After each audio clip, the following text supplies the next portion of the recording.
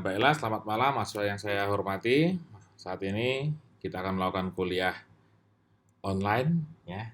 Itu kakak ada di situ tadi muncul. Kuliah online ini anak saya, perkenalkan. Sini saya. Enggak mau. Oke, Hai. oke. Kita lanjut aja. Kita akan kuliah mata kuliah yang lanjutan minggu lalu. Di mana minggu lalu kita sampai sini ya, sampai penggunaan persamaan garis tren. Kita sudah bisa menemukan persamaannya Y sama dengan 164,96 tambah 10,52. Nah, ini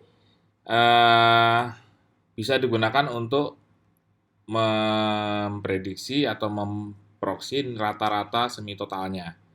Jadi pada kolom ini ya, semi totalnya bisa diprediksi. Nah, selanjutnya kita masuk pada metode rata-rata bergerak. Metode ini disebut juga rata-rata bergerak jika setelah rata-rata dihitung diikuti gerakan satu periode ke belakang. Nah, ini menggunakan langkah-langkah penentuan tren. Pertama, menghitung rata-rata jumlah data paling awal, kemudian B, melupakan nilai data yang pertama, dan mengulangi lagi tahap A dan B sampai data terakhir. Yang paling enak kita menggunakan data ini, misalnya ada data produksi perusahaan sabun ya, ada datanya sebegini, kita diminta membuat tren dengan metode moving average dengan 3 tahun dan 5 tahun rata-rata bergerak. Jadi ada dua macam dan diminta buat grafiknya. Nah, dari sini kita bisa lihat ini ya, penyelesaiannya, tabelnya. Jadi dari tabel ini tadi kita susun ulang menjadi tabel begini ya. Ini. Nah, kalau kita menggunakan 3 tahun ya, 3 tahun rata-rata bergerak, maka kita pakai yang biru ini. Jadi ada jumlah 3 tahun bergerak ya. Itu diambil nilai tengahnya 1998, diletakkan di situ. Pada jumlah 3 tahun itu 588,9 adalah penjumlahan dari produksi tahun 87 sampai tahun 89. Nah, kemudian rata-rata bergerak 3 tahun adalah nilainya 196,3 adalah 588,9 dibagi 3. Maka hasilnya akan ini ya, akan menghasilkan 196,3. Dan di bawah dihitung sama ya, sama. Nah, kalau 5 tahun berarti dipakai jumlah tahunnya adalah 5 gitu ya. Ada 187 sampai 1 2 3 4 5 sampai 91, dan angka penghitungan jumlah 5 tahunnya diletakkan pada tahun yang ke tengah, yaitu di tahun 1989. Nah, ini dan terus. Sehingga yang akan dilihat adalah ini jumlah 5 tahunnya ini. Jadi rata-rata bergeraknya. Jadi tren itu akan melihat adalah rata-rata bergerak 5 tahun. Nah, ini moving average namanya ya. Jadi moving bergerak dan average rata-rata. Jadi yang nilai trennya itu adalah yang rata-rata bergerak 3 tahun maupun 5 tahun. Oke, jadi kalau saya buat grafiknya begini, ya, jadi saya ambil yang 3 tahun saja misalnya gitu ya. Saya ambilkan dari yang data 3 tahun tadi. Nah, ketika digambarkan grafiknya semacam ini, jadi yang garis putus-putus biru itu adalah yang yang angka produksinya ya, angka produksi realnya, sedangkan yang hijau, garis hijau ya, garis hijau adalah angka rata-rata yang 3 tahun bergerak. Saya ambil datanya 3 tahun, sehingga kita bisa lihat bahwa tingkat fluktuasinya lebih lembut yang 3 tahun bergerak ya. Jadi itu ya, tahap pertama dulu. Oke, lanjut lagi kita pada moving average yang 3 tahun tadi ya. Sudah ada gambarnya begini bahwa moving average sebenarnya membuat suatu tren, yang tren itu tentu akan lebih namanya tren itu pasti lebih smooth daripada data aslinya gitu ya. Oke, kita lanjut kemudian ke berikutnya. Nah, misalnya untuk membuat perkiraan ya. Jadi kita ingin mencoba membuat perkiraan perkembangan produksi misalnya tahun berikutnya. Nah, misalnya kita ingin mencoba melihat data tahun 94, kira-kira nanti bagaimana. Kalau data kan sampai di sini sampai 93 aja. Kemudian kita memprediksikan bagaimana nanti kira-kira data yang untuk tahun 1994. Nah, ini sebenarnya kalau moving average itu berarti dia sebenarnya menggeser saja, gitu ya, menggeser saja untuk tahun, misalnya untuk tahun 90 digunakan rata-rata bergerak tahun 98. Jadi Anda lihat tahun 90 ini ya, kita pakai nanti yang jumlah 3 tahunnya itu yang tadi sebelumnya di tahun 98. Anda bisa lihat ini ya. Sebelumnya 98 kan, 98 dia 588 di sini ya. 588 di sini, kemudian di sini 588-nya masuk ke 90. 91 pakai 89 dan seterusnya, sehingga 94 dia terisi, sehingga moving average untuk 3 tahun yang tahun 94 adalah 211,3. Nah, ini cari hanya menggeser saja kalau untuk apa namanya, untuk moving average 3 tahunan. Nah, bagaimana bila kasus yang kedua moving average kalau jumlah tahunnya genap? Kalau tadi ini jumlah tahunnya ganjil. 1, 2, 3, 4, 5, 6, 7 tahun gitu ya. Nah, ini misalnya bagaimana kalau jumlah tahunnya genap ya. 1, 2, 3, 4, 5, 6, 7. Oh, sorry. 1, 2, 3, 4, 5, 6, 7. Tapi tadi ini tidak ada tahunnya gini, satu yang ini ya. Yang 93 tidak ada, sehingga kita perlu apa namanya, maksudnya 4 tahun itu, oh ya tadi kan moving average dengan 3 tahun, berarti 3 itu kan ganjil. Sekarang moving average dengan 4 tahun, 4 tahun itu genap. 4 tahun itu genap, kita caranya begini, jadi 2 tahun pertama, 4 tahun, yang dipakai 4 tahun, berarti kita ambil datanya pasti 4 tahun yang dihitung gitu ya. Kalau tadi 3 tahun kan penjumlahan 3 tahun, kalau ini 4 tahun berarti penjumlahan 4 tahun. Dan diletakkannya di antara apa namanya, setelah tahun yang kedua gitu ya. Jadi kan 2 Jadi kalau tempat kan 2 Jadi setelah tahun kedua dibuat tambah 1 kolom lagi gitu ya. Tambah 1 kolom lagi, kemudian setelah itu setelah pertambahan 1 tahun tambah 1 kolom dan seterusnya gitu seterusnya. Nah, 791 ini dari mana? 791 ini adalah penjumlahan gitu ya, penjumlahan yang ini ya, yang tahun produksi pada tahun yang 4 tahun ini gitu ya. Dan seterusnya ini juga, kalau ini berarti bergeser ke sebelah bawahnya, dan ini juga Anda lihat warnanya berbeda-beda gitu ya. Ini juga berbeda-beda. Nah, JBT itu jumlah bergerak terpusat namanya. Jadi kita tambah 1 tahun lagi, kita taruh pada tahun setelahnya gitu ya. Setelahnya di tahun 89 ya taruh situ, jadi 161 ini dari mana? 161 ini adalah penjumlahan ya, 4 tahun ya, moving average yang 4 tahun tapi 2 ya. Jadi yang pertama yang ini tadi kan pertama, ini yang kedua dijumlahkan ini. Kalau yang ini adalah 829,3 tambah 842,2, ini juga dan demikian. Nah, kemudian ini ya, ini adalah nilai JBT ya dibagi 8, diletakkan pada RRBT. RRBT ini adalah rata-rata bergerak terpusat. Nah, sebenarnya yang dipakai untuk moving average apa namanya trennya itu adalah yang di RRBT gitu ya, yang di rata-rata bergerak terpusatnya. Jadi yang nilai JBT dibagi 8 itu ya, jadi begini. Nah, jadi menyusun kalau PDT-nya 4 tahunan kan 4 itu genap gitu ya, 4 genap. Kalau yang tadi sebelumnya 3 tahunan itu begitu, nah ini 4 tahunan ya. Nah, jadi kalau seandainya untuk apa namanya memprediksi ya atau memperkirakan, prinsipnya sama aja. Jadi mirip kayak kasus pertama tadi yang bergerak 3 tahunan. Jadi untuk RRBT rata-rata bergerak terpusatnya itu 89 digeser ke 92. Jadi yang tadi 89 tadi ya digeser ke 92 sini gitu ya. Terus 93 pakai yang 90. 94 pakai yang 91 gitu ya. Ini. Nah, memang kalau untuk model moving average apa namanya untuk memperkirakannya itu tidak sebebas menggunakan garis tren gitu loh. Karena ada beberapa hal ini. Jadi kalau menggunakan metode rata bergerak ada perlu diperhatikan ya, yang perlu diperhatikan jika membuat ya,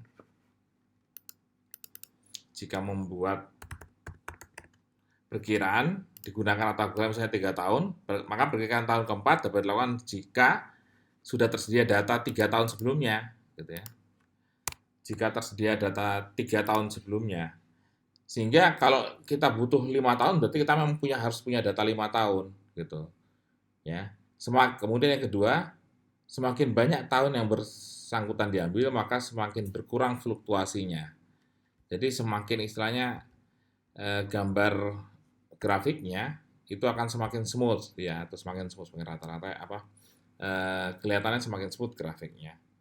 Gitu. Dan jika diperkirakan tidak banyak terjadi perubahan data di masa datang, maka dalam pembuatan perkiraan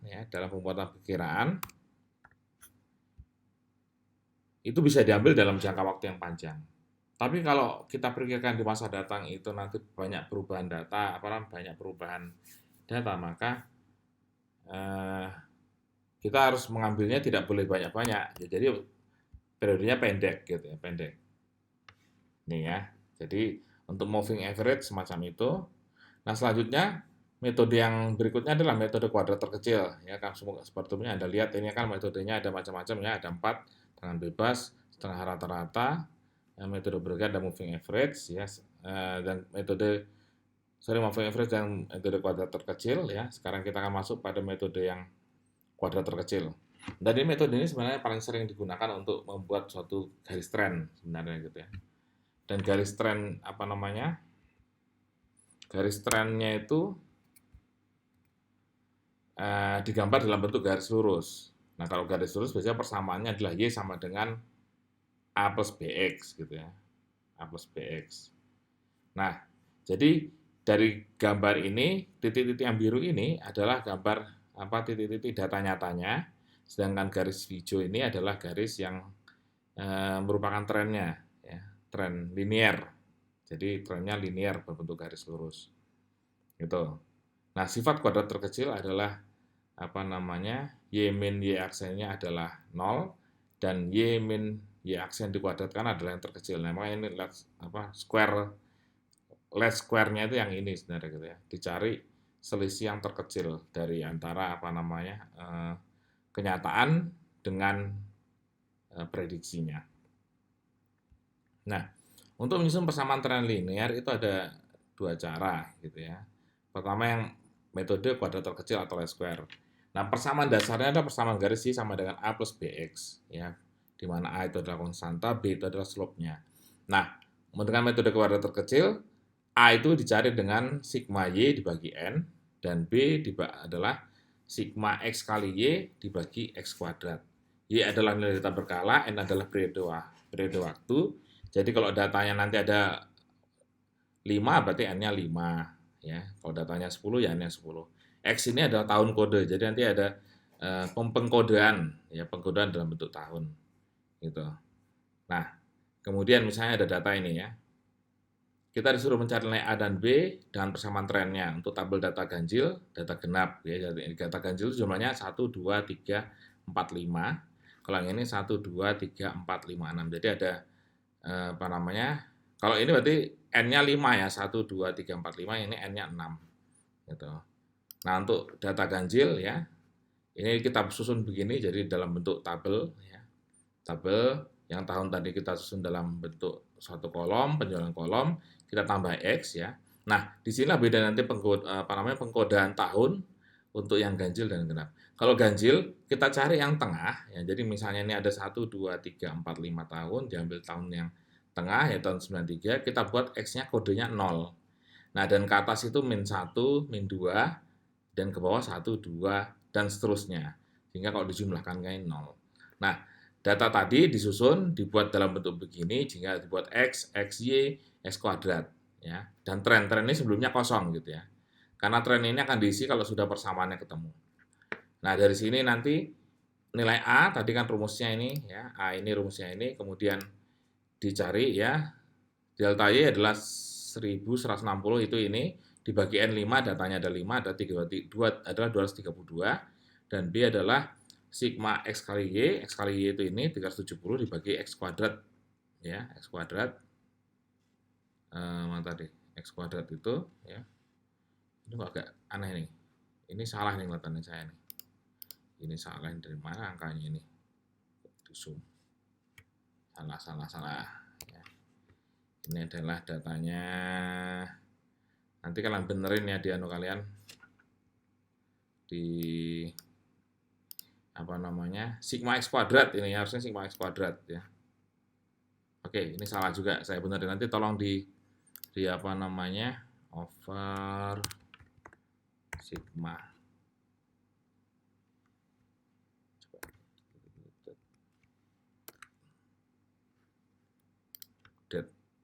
Oke. Terus hasil juga saya update dulu. Sigma. Ini agak beda ngetik anunya. Ngetik apa namanya? Membuat rumusnya. Rodok angel.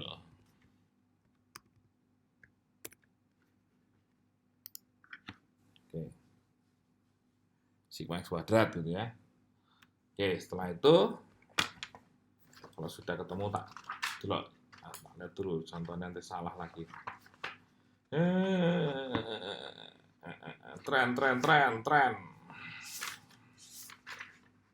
Oke, sigma X kuadrat. Oke.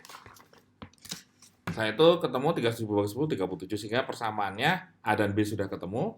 Y sama dengan 232 tambah 37X. Nah, persamaan ini untuk mengisi nilai tren. Jadi kalau di sini 158 dari mana? Berarti X-nya kita isi dengan nilai negatif 2. Ya. 195 dari mana? Dari persamaan ini X-nya kita isi dengan negatif 1. Dan seterusnya gitu ya. Dan seterusnya. Dengan persamaannya ini gitu ya. Saya kata persamaannya. Gitu. Nah, untuk yang ganjil demikian juga sama gitu ya. Nah, ganjil itu pengkodaannya nggak berbeda. Jadi pengkodaannya ya. Jadi ini kayak tadi ganjil kan data genap. Data genap itu berarti kita cari yang apa namanya 3 data awal gitu ya. Ini sampai sini gitu ya. Dan ini sampai sini dan ini diawali dengan 1 3 5 ini dia kebetulan pakai angka apa namanya? Ganjil aja gitu ya. Jadi sini juga negatif 1 ke atas itu negatifnya. Negatif 1, negatif 3, negatif 5. Nah, itu cara mengerjakan sama aja. Hanya yang beda adalah penetapan kode pada X ini. X tahun ini. Udah. Gitu. Jadi ketemu prinsipnya sama mengerjakannya. Gitu. Ketemulah 280,33 tambah 16,3X. Nah, tren ini juga mengisinya dari situ. Tinggal X-nya diganti. Kalau yang untuk 136 ini, dia adalah X-nya diganti dengan min 5 dan seterusnya gitu ya. Gitu. Tren ini seharusnya kalau dijumlahkan juga mendekati nilai aslinya gitu ya. Ini kan 1310. Ini 1309 karena ada perbedaan koma lah kira-kira begitu. Ya. Nah, ini. Oke. Selanjutnya adalah metode matematis ya. Metode matematis. Oke, sebelumnya saya stop sebentar ya.